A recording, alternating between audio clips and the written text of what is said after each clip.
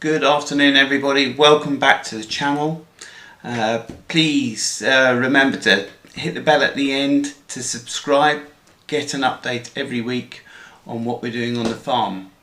So big focus this week has been on our grain store.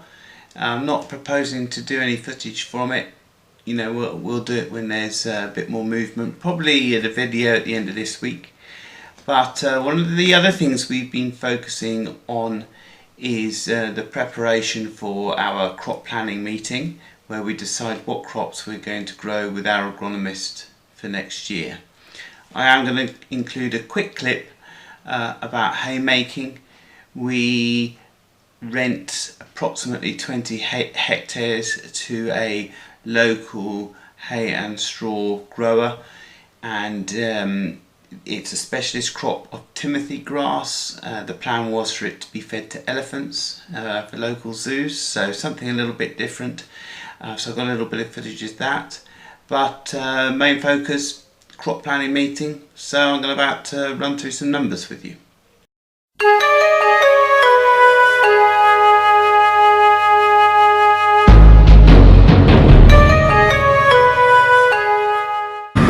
So one of the problems we have is that HS2 season this ground sometime this year, an unknown date, and so we've worked with another local farmer to put this down into timothy grass, and we're using the opportunity of the good weather to bale this.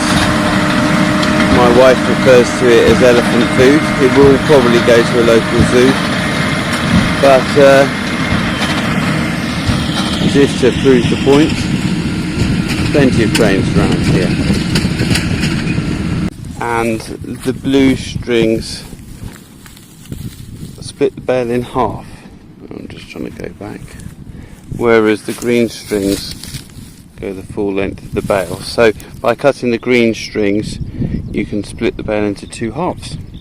Easier for horsey people to feed out. Okay, so we start with our yields, and this F wheat stands for flexi wheat, which is wheat drilled in late October, early November into a cover crop. We've decided to give it its own category because of its performance.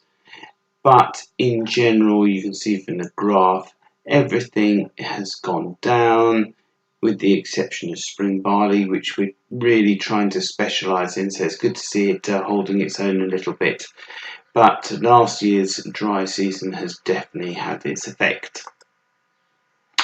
On to gross margin. What we try to do is plot the average gross margin for the whole rotation. So this is a weighted average.